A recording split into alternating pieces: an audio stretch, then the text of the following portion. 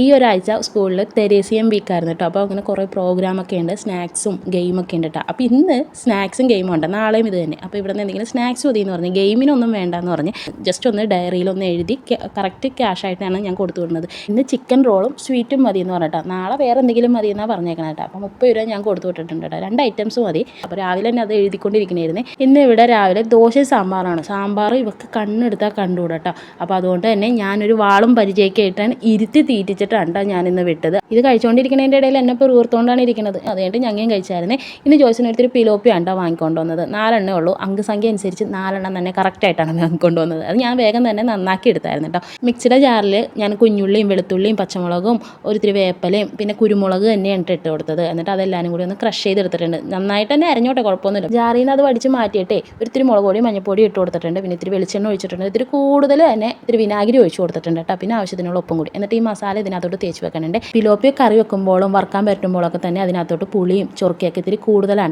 ഞാൻ ചേർത്ത് കൊടുക്കുന്നത്.